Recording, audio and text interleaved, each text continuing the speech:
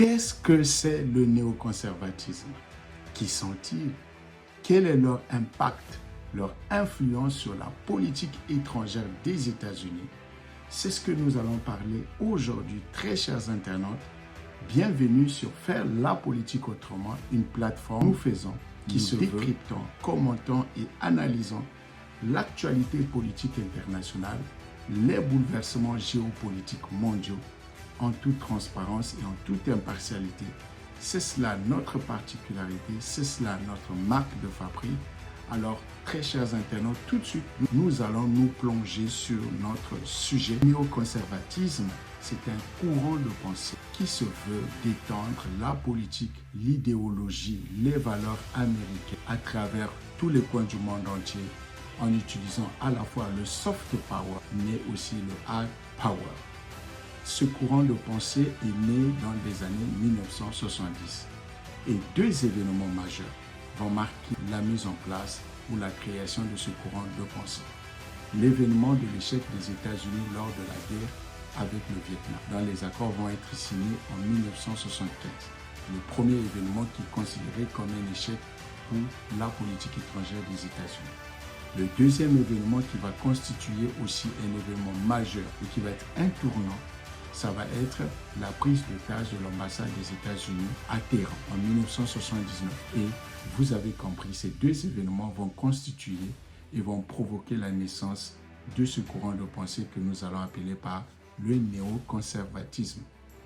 Les néoconservateurs vont être dans une période difficile entre 1977 et 1981 parce que le président des États-Unis s'appelle Jimmy Carter, qui était un président pacifique, qui était un président qui va utiliser beaucoup plus de soft power pour étendre l'idéologie américaine. Alors que les néoconservateurs vont utiliser le plus souvent, le hard power ou une politique interventionnisme très musclée. Et donc, entre 1977 et 1981, ils vont être muselés, ils vont être isolés. Mais se sont comptés par leur résistance et leur stratégie. Puisque dans la fin des années 1980, ils vont réapparaître. Ils vont arriver dans leur apogée lorsque les événements du 11 septembre apparaissent. Et le président américain à l'époque, George W. Bush, qui se trouve entouré des néoconservateurs comme Donald Rumsfeld, comme Dick Cheney, mais à l'époque, on peut aussi se rappeler de Paul Wolfowitz, des figures très marquantes du néoconservatisme américain. L'axe du mal va être créé et donc les événements du 11 septembre vont être utilisés à tort ou à raison pour étendre la politique américaine par un interventionnisme très musclé. Cela va commencer par l'Afghanistan, mais aussi en Irak, l'intervention en Irak qui va finalement permettre de muscler, de renforcer le régime iranien. Alors, les dépenses militaires vont être énormes pour les États-Unis sans pourtant atteindre finalement les objectifs.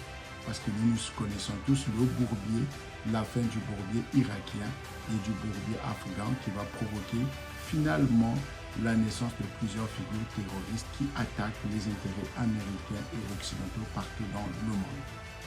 Alors, nous allons parler de l'actualité maintenant, avec l'arrivée de Donald Trump. Donald Trump, d'ailleurs, pendant ses campagnes, qui a dit que nous avons dépensé plus de 9 trillions de dollars à étendre, à mettre en place une politique interventionnisme musclée par le hard power, sans pourtant avoir atteint nos objectifs, que ce soit en Afghanistan ou en Irak. Souvenons-nous que Donald Trump a rapatrié, ramené tout de suite les troupes américaines qui y restaient encore. Mais Donald Trump va arriver avec un nouveau logiciel. Le nouveau logiciel de Donald Trump s'appelle par l'OMAGA, Make America Great Again. Rendre à l'Amérique sa puissance économique, militaire, non pas par les guerres, mais à travers du business.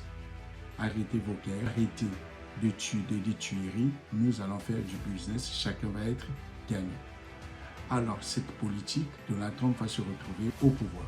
Mais autour de lui, actuellement, il se trouve des néoconservateurs qui gravitent tout autour. Notamment Marco Rubio, qui est un néoconservateur, mais aussi Lindsey Graham, qui est le sénateur de la Caroline du Nord. La Caroline du Nord qui est considérée comme l'un des États les plus militarisés en Europe, sinon aux États-Unis plus militarisé, et qui abrite une bonne partie du complexe militaro-industriel américain. Le complexe militaro-industriel, disait l'ancien président américain Eisenhower, c'est le problème des États-Unis qu'il a hérité de la Deuxième Guerre mondiale.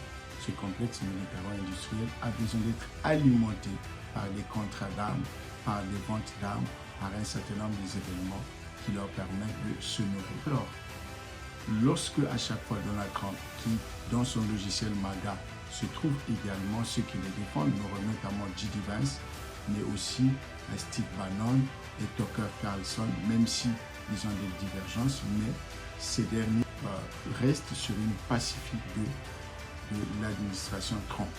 À chaque fois, lorsque Donald Trump se trouve coincé dans un processus pacifique, comme par exemple avec la Russie, dans lequel il se trouve coincé, on peut voir le sourire, le Lindsey Graham, le sénateur de la Caroline du Nord, le néoconservateur, qui tout de suite menace des sanctions très profondes à travers, sur la Russie, mais aussi à travers tous les pays ennemis des États-Unis, ce qui fait partie, à un moment donné, de la politique des conservateurs. Alors, le néoconservateur n'est pas seulement aux États-Unis, mais il est aussi en France. On se souvient du passage de Nicolas Sarkozy. Il y a des néoconservateurs au Quai d'Orsay. Il y a eu des néoconservateurs, il y en a encore à l'Élysée. Ceux qui étendent la politique française dans les pays francophones, comme en 1997 avec Pascal Lissouba, donc guerre, mais aussi en Côte d'Ivoire avec Laurent Gbagbo, et sans oublier l'événement de Kada par Nicolas Sarkozy, et nous connaissons tous les suites. Donc, le néoconservateur existe également en France, qui permettent à la France d'utiliser tous les moyens militaires pour garder son influence dans ses anciennes colonies francophones, principalement en Afrique. L'offensive des néoconservateurs, s'il revient aux États-Unis, continue. Si on peut voir aujourd'hui au Moyen-Orient la chute de Bachar Assad, l'offensive à Gaza et la guerre de 12 jours en Iran constituent la patte, constituent l'un des éléments qui démontrent combien de fois le néoconservateur américain joue toujours et font toujours des bons coups. Alors, il se passe qu'aujourd'hui, Donald Trump se retrouve parfois coincé entre à la fois le logiciel MAGA et aussi les néoconservateurs. Il joue ces deux cartes, il joue le bâton et la carotte pour à la fois le monde entier, pour faire du business des accords, car pour Donald Trump, la priorité c'est redorer l'économie américaine devant l'adversaire chinois qui menace le leadership économique américain. Voilà ce que nous souhaiterons vous dire aujourd'hui. Vous pouvez laisser vos commentaires sur l'actualité politique internationale sur cette plateforme, La Politique Autrement.